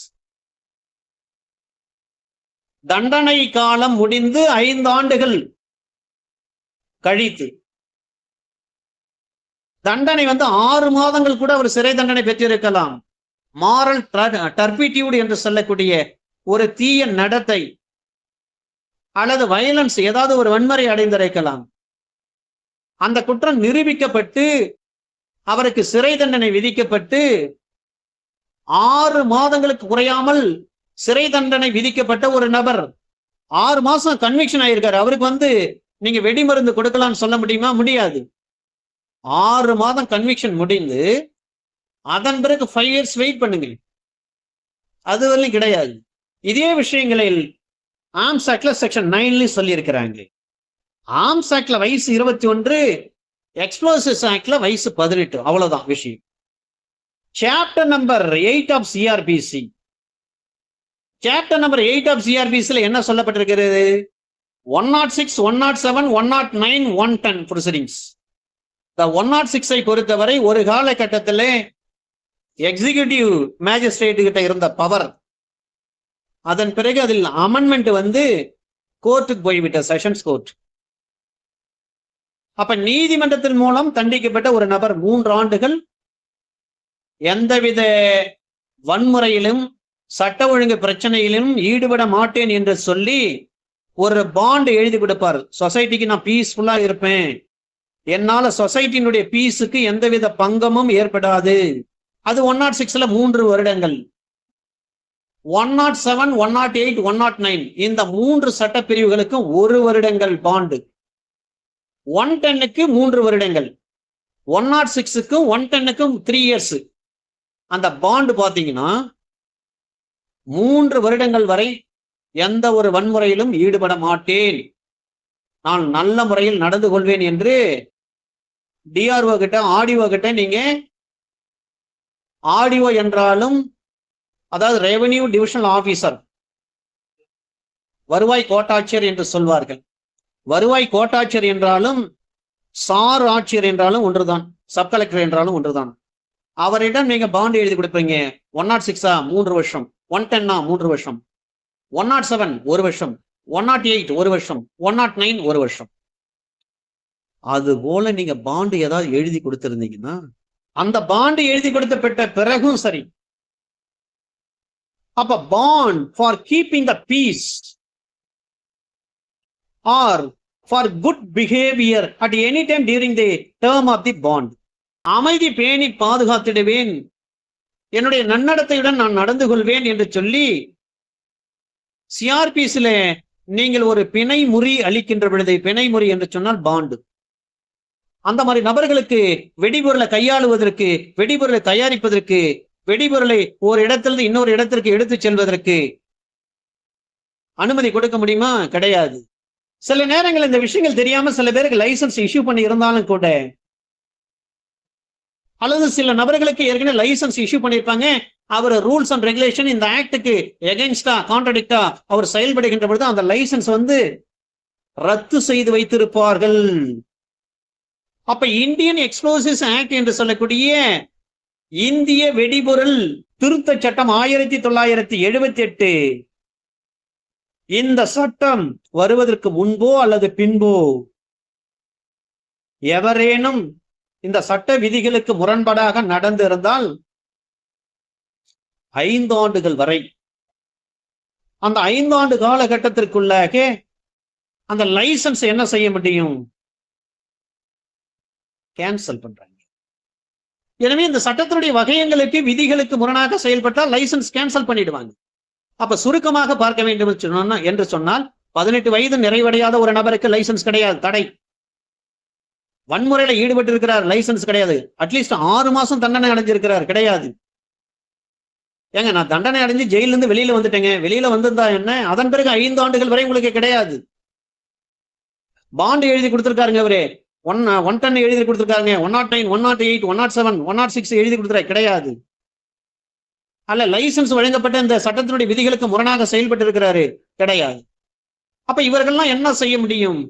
இவங்கெல்லாம் வெடிபொருளை தயாரிக்க முடியாது, விற்கவும் முடியாது. வெடிபொருளை ஒரு இடத்திலிருந்து மற்றொரு இடத்துக்கு transport என்று சொல்லக்கூடிய கொண்டு செல்ல முடியாது, எடுத்து செல்ல முடியாது. வெடிபொருளை இந்தியாவுக்குள் இறக்குமதி செய்ய முடியாது அல்லது ஏற்றுமதி செய்ய முடியாது. அது மட்டும் கிடையாது, சென்ட்ரல் கவர்மெண்ட் நோட்டிபிகேஷன் பண்ணுவாங்க கெசட்ல. அவங்க நோட்டிபிகேஷன்ல என்னென்ன சொல்லியிருக்காங்களோ அதையும் செய்ய முடியாது. ஒரு அன்சவுண்ட் மைண்ட் பர்சனா இருக்காரா? அவருக்கும் கிடையாது. ஒரு தடை செய்திருக்கிறாங்களா? அவருக்கும் கிடையாது. எனவே பிரிவு 6 கேபிட்டல் ஏ மிக முக்கியம். இது அப்படியே சரி செக்ஷன் 9 ஆர்ம்ஸ் ஆக்ட்ல சில நிபந்தனைகள் சொல்லப்பட்டிருக்கிறது. மோர் ஆர் லெஸ் ஒரே மாதிரியாகத்தான் இருக்கும், ஏறக்குறைய ஒரே மாதிரியாகத்தான் இருக்கும். எக்ஸ்ப்ளோசிவ்ஸ் ஆக்ட்ல வயது மட்டும் 18, ஆர்ம்ஸ் ஆக்ட்ல வயது மட்டும் 21. மற்றபடி விஷயங்கள்லாம் ஏறக்குறைய ஒரே மாதிரியாகத்தான் இருக்கும். ஆனா section 6B grand of licence என்று சொல்லக்கூடிய உரிமம் வழங்குதல். அப்ப லைசன்ஸ் வழங்க முடியும். யாருக்கு லைசன்ஸ் கொடுக்க முடியாது? 18 வயசுக்கு உட்பட்ட நபர்களுக்கு, வன்முறையில ஈடுபட்ட நபர்களுக்கு, தீய நடத்தை செயலில் ஈடுபட்ட நபர்களுக்கு, ஏற்கனவே லைசன்ஸ் வாங்கியிருப்பாரு, அவர் விதியை மீறி செயல்பட்டு இருப்பாரு, அதனால தடை செய்யப்பட்டிருப்பாங்க, அந்த நபர்களுக்கு, மனநிலை பாதிக்கப்பட்டவங்களுக்கு. மத்திய அரசாங்கம் தனது நோட்டிபிகேஷன் சொல்லியிருப்பாங்க, நோட்டிபிகேஷன்ல சொல்லப்பட்ட நபர்களுக்கு லைசன்ஸ் கிடையாது 6A. அப்ப 6Bல யாருக்கு லைசன்ஸ் வழங்க முடியும்? செக்ஷன் 5ல சொல்லப்பட்டிருக்கக்கூடிய ஒரு அப்ளிகேஷன் நீங்க கொடுக்குறீங்க, பிரிவு 5 கீழ் நீங்கள் ஒரு உரிமம் வேண்டும், எனக்கு லைசன்ஸ் வேண்டும் என்று நீங்க அப்ளை பண்ணுகின்ற பொழுது அந்த லைசன்ஸ் இஷ்யூங் அத்தாரிட்டி என்று சொல்லக்கூடிய உரிமம் வழங்கக்கூடிய அதிகாரி இது நியாயமானது என்று அவர் விசாரணை செய்த பிறகு ஒரு ஸ்பீக்கிங் ஆர்டர் மூலமாக ஒரு எழுத்து வடிவில் ஒரு ரிட்டனா கொடுப்பாங்க, உங்களுக்கு லைசன்ஸ் வழங்கலாம். அல்லது லைசன்ஸ் வழங்க முடியாது என்றும் அவர்கள் ரைட்டிங்ல கொடுக்கணும், ஸ்பீக்கிங் ஆர்டரா இருக்கணும். Any order whether it can be granted or refused. அப்ப இன் ரைட்டிங், அப்ப by order in writing either grant the licence or refuse to grant the same. அப்ப லைசன்ஸ் இஷ்யூங் அத்தாரிட்டி என்ன செய்வாங்க? அந்த உரிமம் வழங்கக்கூடிய அதிகாரியானவர் அந்த வெடிபொருளை தயாரிக்கிற நோக்கத்திற்காகத்தான் வேண்டும், வெடிபொருளை நாங்க செய்ய போறோங்க, எங்களுக்கு லைசன்ஸ் கொடுங்க. லைசன்ஸ் இஷ்யூங் அத்தாரிட்டி சாட்டிஸ்ஃபை ஆகணும். எப்படி சாட்டிஸ்ஃபை ஆவாரு?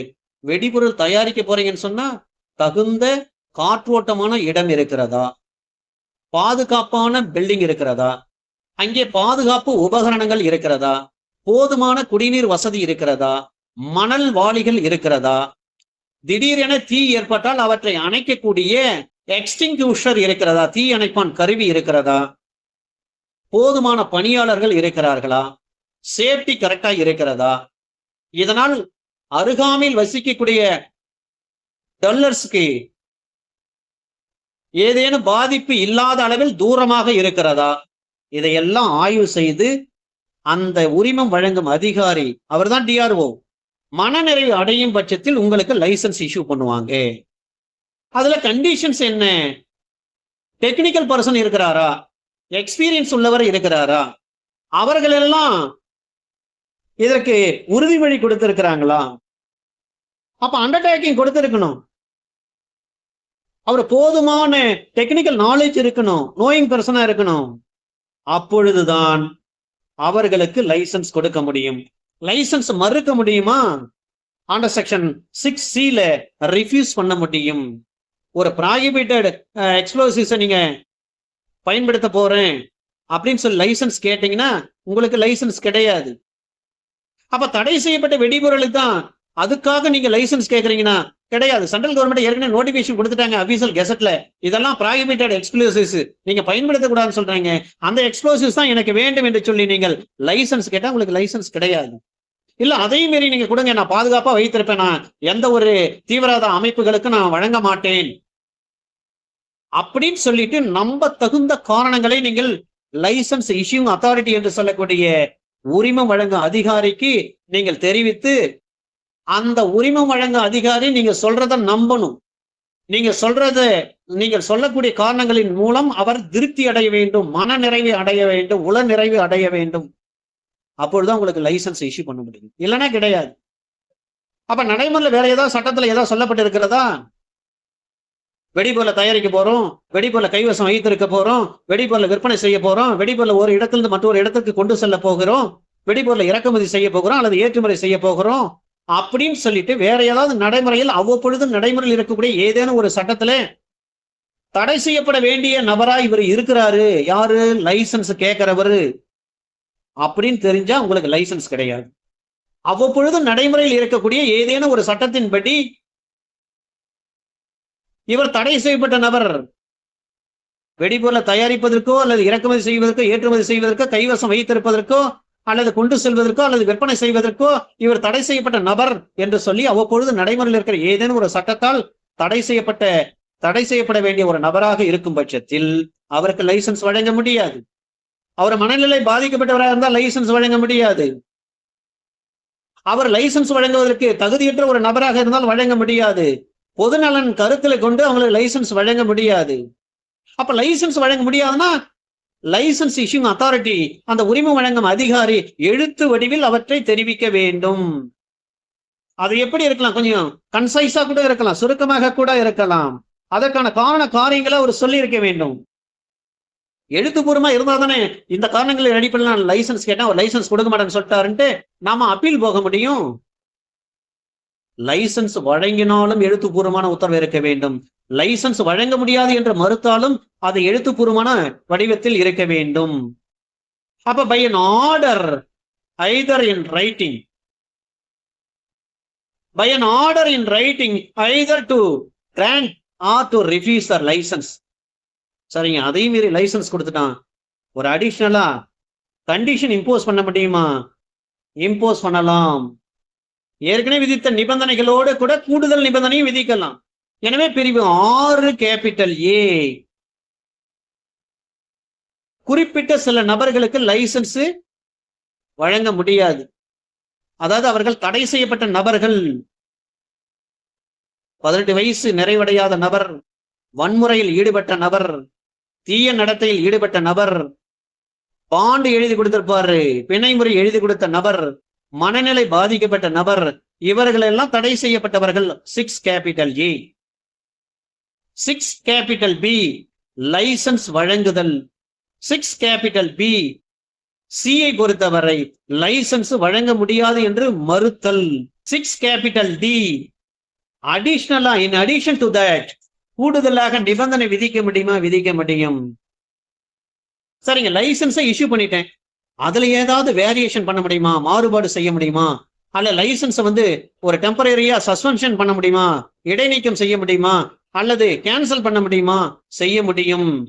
அப்ப எழுத்துப்பூர்வமா இருக்கணும். ஒரு குறிப்பிட்ட காலம் வரை லைசன்ஸ் உங்களுக்கு நான் இஷ்யூ பண்ணியிருக்கிறேன், அதை நான் சஸ்பெண்ட் பண்றேன், அல்லது கேன்சல் பண்றேன், அல்லது அந்த லைசன்ஸ்ல சில வேரியேஷன் என்று சொல்லக்கூடிய மாறுபாடு செய்ய முடியும், செய்ய போகிறோம் என்று சொல்லி எழுத்துப்பூர்வமாக லைசன்ஸ் இஷ்யூங் அத்தாரிட்டி நிபந்தனை விதிக்கலாம். எனவே இவற்றை பொறுத்தவரை அந்த செக்ஷன் 6E பொறுத்தவரை 9 விஷயங்களை இங்கே சொல்லப்பட்டிருக்கிறது. ஒரு லைசன்ஸை நீங்க சரண்டர் பண்ணுங்கன்னு சொல்லியிருப்பாங்க, சரண்டர் பண்ண மாட்டாரு, அப்ப ரத்து பண்ணலாம். லைசன்ஸ் ஹோல்டரே என்ன பண்ணுவாரு, எனக்கு லைசன்ஸ் வேண்டாம் சார் அப்படின்னு சொல்லியிருப்பாரு, அப்ப ரத்து பண்ணலாம். லைசன்ஸுடைய டேர்ம்ஸ் அண்ட் கண்டிஷன்ஸை வயலேட் பண்ணியிருப்பார், ரத்து பண்ணலாம். இவர் லைசன்ஸ் வாங்கிட்டு அவருடைய ஃப்ரெண்டுக்கு அல்லது உறவினர்களுக்கு லைசன்ஸை பயன்படுத்த சொல்லி கொடுத்திருப்பாரு, அதை கண்டுபிடிச்சிட்டாங்கன்னா ரத்து செய்யலாம். பொது அமைதிக்கு குந்தகம் ஏற்படுத்தும் வகையில் அந்த லைசன்ஸை தவறா பயன்படுத்துவாரு, ரத்து செய்யலாம். ஒரு குறிப்பிட்ட கண்டிஷன் இருக்குன்னா அந்த கண்டிஷனை வயலேட் பண்றாரு, ரத்து செய்யலாம். ஒரு அப்பல்லட் கோர்ட் அல்லது ஒரு ஹை கோர்ட் அங்க ரிவிஷன் போயிருப்பாரு, செக்ஷன் 6 கீழே இந்த மாதிரி சஸ்பென்ஷன் பண்ணிருக்காங்க, இடைநீக்கம் பண்ணிருக்காங்க, அப்ப ரத்து செய்ய முடியுமா? ரத்து செய்யலாம். சரிங்க, இதுக்கெல்லாம் மேல்முறையீடு இருக்கிறதா? மேல்முறையீடு இருக்கிறது அண்டர் செக்ஷன் 6F. அப்படியே நீங்க ஆர்ம்ஸ் ஆக்ட பாருங்க. ஆர்ம்ஸ் ஆக்ட்ல பிரிவு 13 கிராண்ட் ஆஃப் லைசன்ஸ் சொல்லியிருப்பாங்க. 14 லைசன்ஸ் உங்களுக்கு தர முடியாது, ரிஃப்யூஸ் பண்ணிப்பாங்க, ரிஃப்யூசல் ஆஃப் லைசன்ஸ் சொல்லியிருப்பாங்க. 15 அதற்கான டியூரேஷன் என்ன, அது ரினிவல் எப்பொழுது, அதாவது 5 ஆண்டுகள். லைசன்ஸ் வழங்கப்பட்ட தினத்திலிருந்து 5 ஆண்டுகள். எங்கே? ஆர்ம்ஸ் ஆக்ட்ல. பிரிவு 13 கிராண்ட் ஆஃப் லைசன்ஸ், பிரிவு 14 ரிஃப்யூசல் ஆஃப் லைசன்ஸ், பிரிவு 15 duration and renewal of licence. என்ன டியூரேஷன்? Period of 5 years. எப்பொழுது? From the date on which it is granted. அந்த லைசன்ஸ் எப்பொழுது வழங்கப்பட்டதோ அந்த தினத்திலிருந்து 5 ஆண்டுகள் வரை செல்லும். எங்கே? ஆர்ம்ஸ் ஆக்ட்ல. அப்ப 13, 14, 15, 16 ஃபீஸ், 17 வேரியேஷன், 18 அப்பீல். அப்ப 15, 16, 17, 18 அதேதான் இங்க எக்ஸ்ப்ளோசிவ்ஸ் ஆக்ட்ல சொல்றாங்க. 6A, 6B, 6A லைசன்ஸ் தடை செய்யப்பட்ட நபர்கள், 6B கிராண்ட் லைசன்ஸை கிராண்ட் பண்றாங்க, 6C லைசன்ஸ் வழங்க முடியாதுன்னு சொல்றாங்க, 6D அந்த லைசன்ஸுக்கு கூடுதலான நிபந்தனை விதிக்க முடியும்னு சொல்றாங்க, 6E அந்த லைசன்ஸை இடைக்காலமாக நிறுத்தி வைக்கலாம், லைசன்ஸை ரிவோக் பண்ணலாம், திரும்ப பெற்றுக்கொள்ளலாம், அதாவது ரத்து பண்ணலாம், அந்த லைசன்ஸ்ல ஏதாவது மாறுதல் ஏற்படுத்தலாம், வேரியேஷன் பண்ணலாம். 6F அப்பீல் சொல்றாங்க. எனவே 15, 16, 17, 18 ஆர்ம்ஸ் ஆக்ட். 15 லைசன்ஸ் கொடுக்கறாங்க, 16 முடியாது, லைசன்ஸ் கொடுக்க முடியாதுன்னு சொல்லிட்டாங்க. 14 15 அந்த லைசன்ஸ்க்கான டியூரேஷன் அண்ட் ரினியூவலை பற்றி சொல்றாங்க. 17 அந்த லைசன்ஸ்ல variation, suspension, revocation of licence சொல்றாங்க. 18 அப்பீல் சொல்றாங்க. அதேதான் இங்க 6B, C, D, E, F. 6B licence issue பண்றாங்க, 6C அதை கேன்சல் பண்றாங்க, ரிஃப்யூசல் பண்றாங்க, அதான் தர முடியாதுன்னு சொல்றாங்க. D கூடுதலான நிபந்தனை விதிக்கலாம், E தற்காலிகமாக நிறுத்தி வைக்கலாம் அல்லது வழங்கப்பட்ட லைசன்ஸை திரும்ப பெற்றுக்கொள்ளலாம், அதாவது கேன்சலேஷன். Revocation means cancellation. அதுல வேரியேஷன் பண்ணலாம். F அப்பீல், அங்க 18 அப்பீல், இங்க 6F அப்பீல். ஆர்ம்ஸ் ஆக்ட்ல 18, எக்ஸ்ப்ளோசிவ்ஸ் ஆக்ட்ல 6F. இது எல்லாம் முக்கியமானது. சரிங்க, அதை விட முக்கியமானது இருக்கிறதா? நீங்க வெடிபொருந்த வாங்கி வச்சிருக்கிறீங்க, தயாரிக்கிறீங்க அல்லது பயன்படுத்துறீங்க அல்லது வணிகத்துல ஈடுபடுறீங்க, இறக்குமதி பண்றீங்க, ஏற்றுமதி பண்றீங்க. இவ்வாறு செய்கின்ற பொழுது லைசன்ஸ் இஷ்யூங் அத்தாரிட்டி உங்க இடத்துக்கு அதை சோதனை செய்ய முடியும், அதை கைப்பற்ற முடியும். வெடிபொருளை அதை நிறுத்தி வைக்க முடியும், அல்லது அந்த இடத்துல நீங்க வெளியே போங்கன்னு சொல்லி உங்களை வெளியேற்ற முடியும். எனவே எந்த ஒரு கட்டிடமாக இருக்கலாம், வாகனமாக இருக்கலாம், இடமாக இருக்கலாம், அங்கே உள்ள நுழைந்து ஆய்வு செய்ய முடியும், சோதனை செய்ய முடியும், அந்த மாதிரிகளை எடுத்து சாம்பிள் கொண்டு போக முடியும், அதை கைப்பற்றி அப்படியே நிறுத்தி வைங்கன்னு சொல்லி உத்தரவு போட முடியும். இது எல்லாமே சிஆர்பிசி சொல்லப்பட்டிருக்கு இல்லைங்களா? அதை அப்படியே ஃபாலோ பண்ணும் சார். இதுதான் செக்ஷன் 7. அப்ப power to make rules conferring powers of inspection, search, seizure, detention and removal. பிரிவு 8 பொறுத்தவரை விபத்துகளை பற்றி அறிவிக்க வேண்டும். யாருக்கு அறிவிக்க வேண்டும்? முதல் கேள்வி, இந்திய வெடிபொருள் தலைமை கட்டுப்பாட்டு அலுவலர். அப்ப chief controller of explosives of India, chief controller of explosives, அந்த வெடிபொருள் தலைமை கட்டுப்பாட்டு அலுவலர் இருக்கிறார் பாருங்க, அவருக்கு தகவலை தெரிவிக்கணும். அருகாமையில் இருக்கக்கூடிய ஜூரிஸ்டிக்ஷன் போலீஸுக்கு தகவலை தெரிவிக்கணும். என்னதுங்க, வெடி விபத்து ஏற்பட்டு போச்சு, சிவகாசில பட்டாசு தொழிற்சாலை வெடித்து விட்டது. உடனே சீஃப் கண்ட்ரோலர் ஆஃப் எக்ஸ்ப்ளோசிவ்ஸ் அவருக்கு தகவலை தெரிவிக்கணும். அந்த ஜூரிஸ்டிக்ஷன்ல இருக்கக்கூடிய அந்த வெடிமருந்து தொழிற்சாலை எந்த இடத்தில் செயல்படுகிறதோ அந்த ஆள்வரை அதிகார எல்லைக்கு உட்பட்ட காவல் நிலையத்திற்கு தகவலை தெரிவிக்க வேண்டும். விழுப்புரம் மாவட்டம் திண்டிவனம் அருகில் உள்ள செண்டூர் என்ற கிராமம் இருக்கிறது. அந்த செண்டூர் கிட்ட வெடிமருந்து ஏற்றி கொண்டு சென்ற ஒரு ஜீப் வெடித்து சிதறிவிட்டது. திண்டிவனம் அருகில் உள்ள செண்டூர் கிராமம். அந்த பைபாஸ்ல போயிட்டே இருக்கிறப்ப அந்த ஜீப்ல இருந்த வெடிமருந்து வெடித்து சிதறிவிட்டது. உடனே தமிழ்நாட்டினுடைய டிஜிபி அந்த சம்பவ இடத்துக்கு வந்து விட்டார். அதை ஆய்வு செய்தார். அதை மாநில அரசுக்கு மத்திய அரசுக்கு உடனடியாக அறிக்கை கொடுத்தார். இந்திய தலைமை வெடிபொருள் கட்டுப்பாட்டு அலுவலருக்கு உடனடியாக எழுத்துப்பூர்வமான ரிப்போர்ட்டை சப்மிட் பண்ணார். வெடிமருந்து குடோனை திடீர்னு வெடிச்சு சிதறோம்.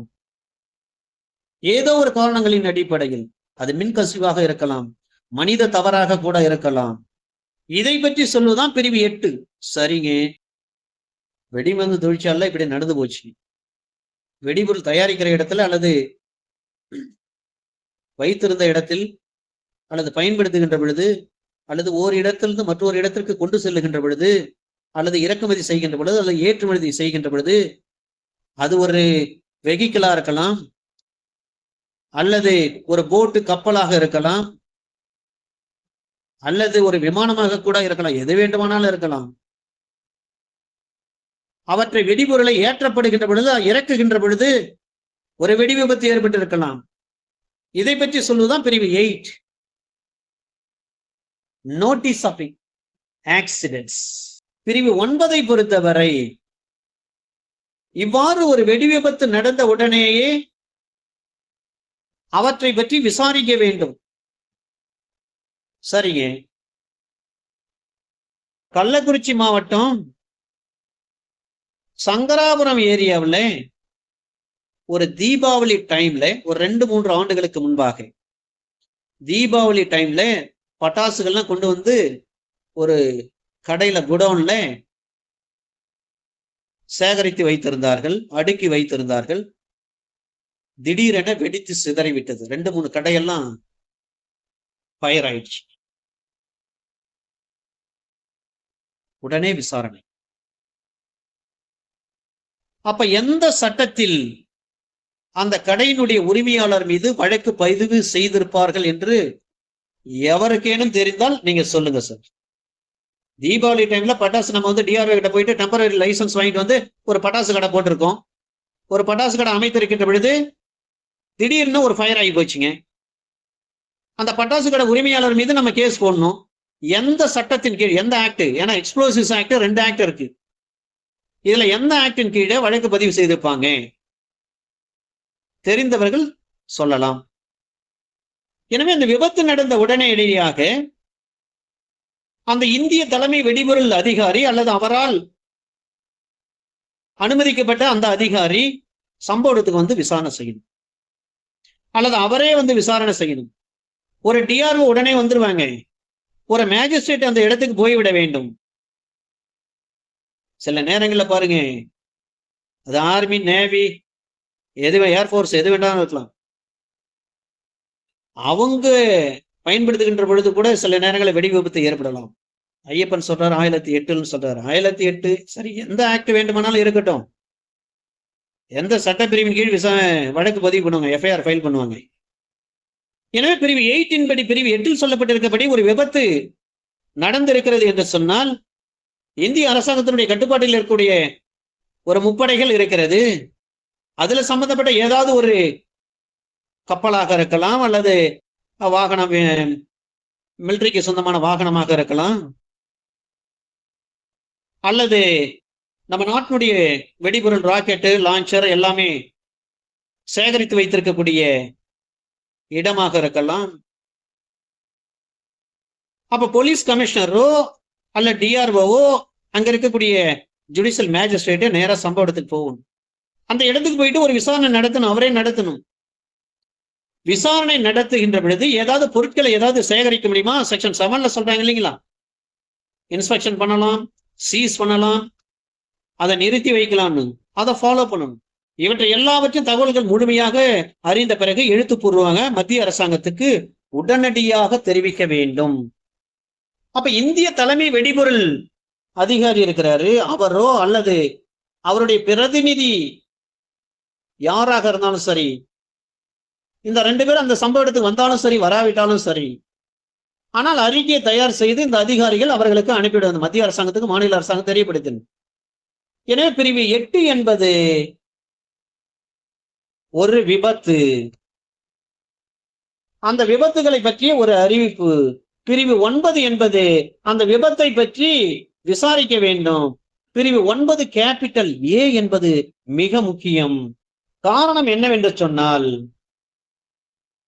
மோர் சீரியஸ் ஆக்சிடென்ட் என்று சொல்வார்கள். அப்ப அதிக ஒரு கொடிய விபத்துகளை விசாரிக்கக்கூடியது.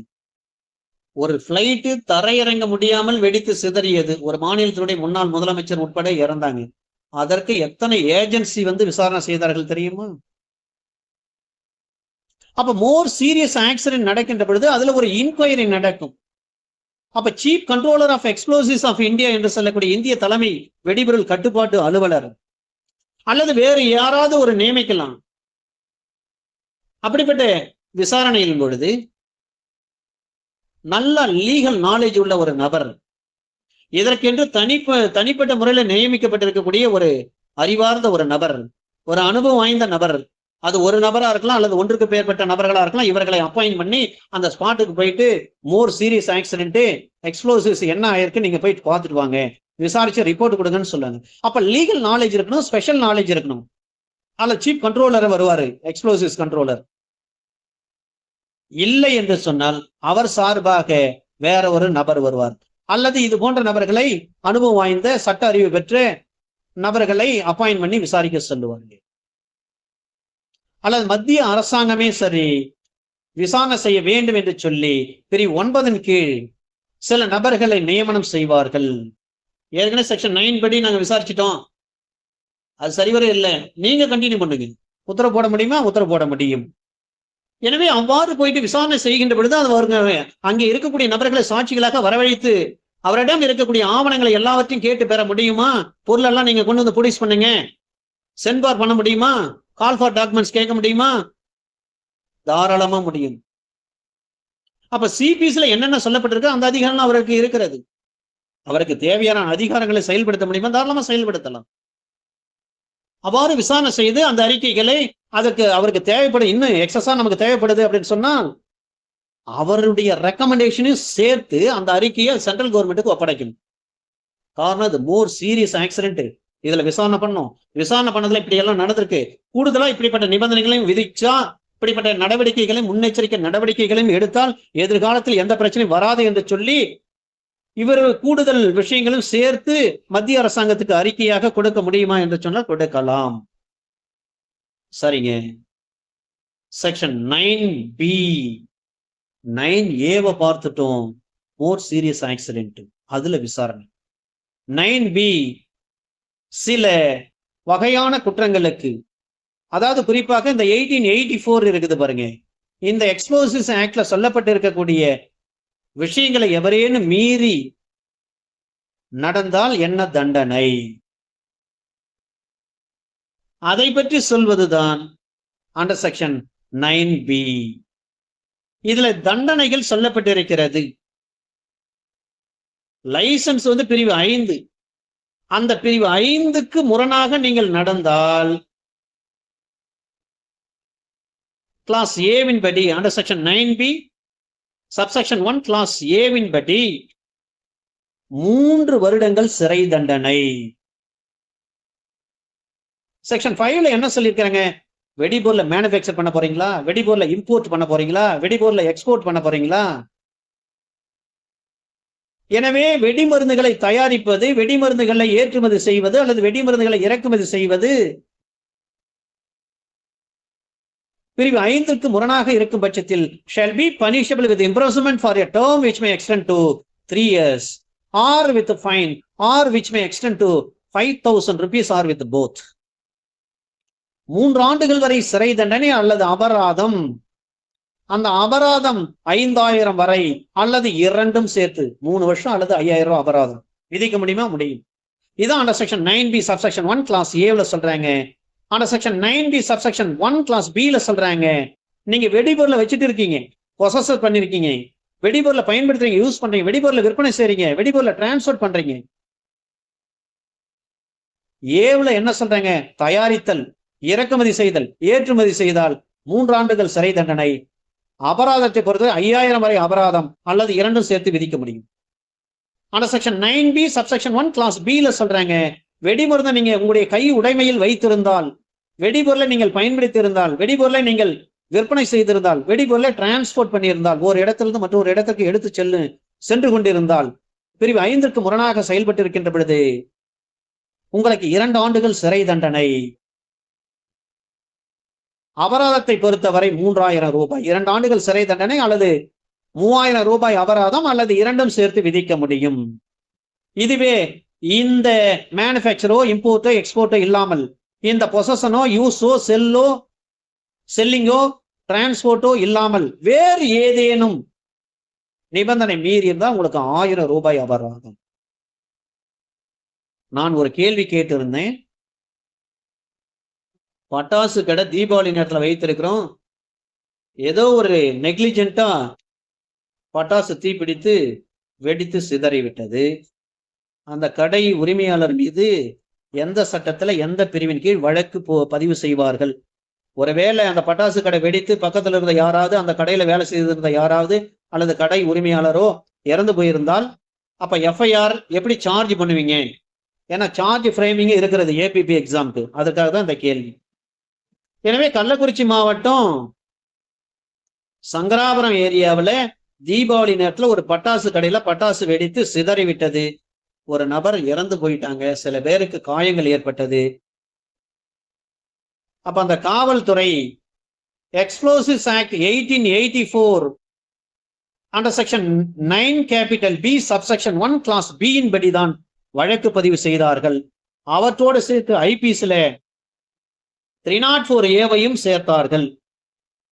இல்லைங்க, இன்னொரு ஆக்ட் இருக்குங்க, அந்த ஆக்ட் 1908 வந்ததுங்க. அதுல செக்ஷன் 3ல போட வேண்டியது தானே? அதுல செக்ஷன் 3ல போட முடியாது. அதுல செக்ஷன் 3ல போடுறாங்கன்னா பெரிய பெரிய டெரரிஸ்ட் இந்தியாவுக்கு எதிராக அட்டாக் பண்றாங்க பாருங்க, அப்பொழுதுதான் செக்ஷன் 3 கிளாஸ் ஏ கிளாஸ் பில போடுவாங்க. அப்ப எக்ஸ்ப்ளோசிவ் சப்ஸ்டான்சஸ் ஆக்ட் 1908 என்பது செக்ஷன் 3ல பனிஷ்மெண்ட் கொடுத்திருக்கிறாங்க. என்னங்க, இம்ப்ரிசன்மென்ட் ஃபார் லைஃப் ஆயுள் தண்டனையோ அல்லது 10 ஆண்டுகள் வரை கடுங்காவல் சிறை தண்டனையோ, ஒரு நபருக்கு ஆயுள் தண்டனை அல்லது shall not be less than 10 years 10 ஆண்டுகள் குறையாமல் கடுங்காவல் சிறை தண்டனையோ அல்லது மற்றும் அபராதம். அண்டர் செக்ஷன் 3 கிளாஸ் ஏ எக்ஸ்ப்ளோசிவ் சப்ஸ்டான்சஸ் ஆக்ட் 1908 1908 அதுல பில இறந்து போயிட்டால் ஸ்பெஷல் கேட்டகரி எக்ஸ்ப்ளோசிவ்ஸ் வைத்து அப்பதான் டெத் சென்டென்ஸே கொடுக்கலாம், அப்படி இல்லை ஆயுள் தண்டனை கொடுக்கலாம் பிளஸ் ஃபைன். அங்கதான் செக்ஷன் 3 சொல்லி இருக்கிறாங்க.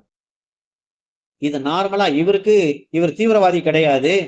ஒரு தீபாவளி நேரத்துல பட்டாசு வியாபாரம் பண்றதுக்காக பட்டாசு வாங்கிட்டு சேல் பண்ணாரு. தவறுதெல்லாம் மின்கசிவின் காரணமா அந்த குடோன் தீப்பற்றி பட்டாசெல்லாம் வெடித்து சிதறி இருக்கும். அதனால யாராவது இறந்து போயிருப்பாங்க. அதனால explosive substances act 1908 under section 3ல கிளாஸ் ஏவோ கிளாஸ் பில கேஸ் போட முடியாது. Explosives act 1884 under section 9B subsection 1 class பில தான் வழக்கு போட முடியும். அவற்றோடு சேர்த்து 304A கேஸ் போடுவாங்க. எனவே மிக முக்கியமானது பிரிவு 10 பொறுத்தவரை இதுலயும் குற்றங்களுக்கு நிறைய விஷயங்கள் சொல்லி இருக்கிறேன்.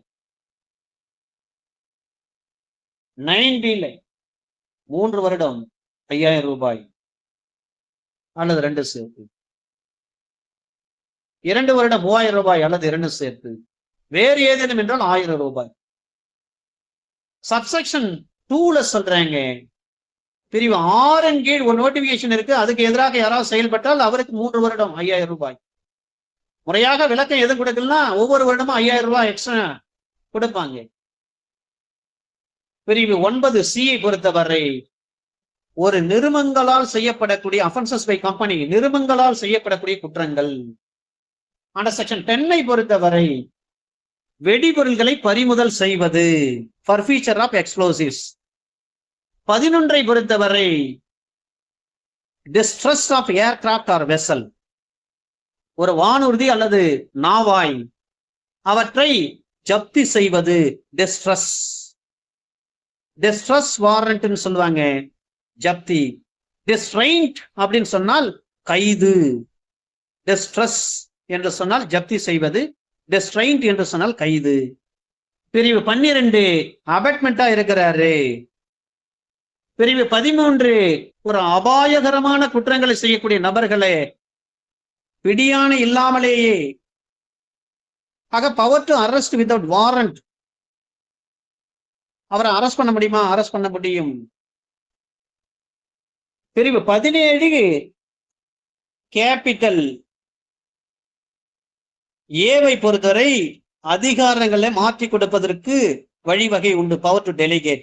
17 கொஞ்சம் முக்கியம் சார். 17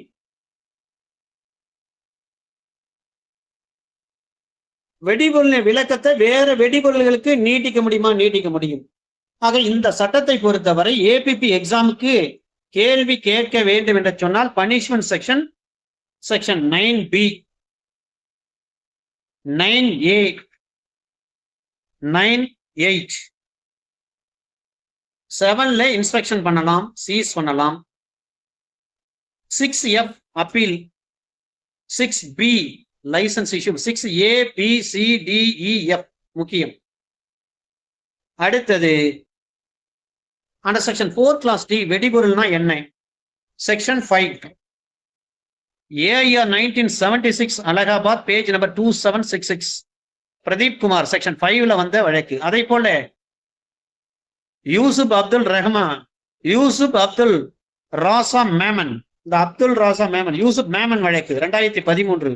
இது எல்லாம் இந்த கேஸ்ல வந்ததுதான். Okay, thank you friends. இது ஒரு சின்ன சட்டம் தான், இருந்தாலும் நீண்ட நேரம் எடுத்துக்கொண்டோம். கண்டிப்பாக இதுல கேள்விகள் கேட்கப்படும்.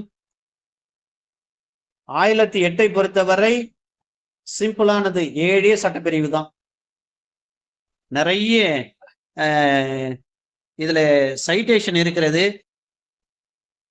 நாம் மெயின் எக்ஸாமுக்கு அந்த சைட்டேஷன்லாம் பார்க்கலாம் சார், டைம் கிடையாது.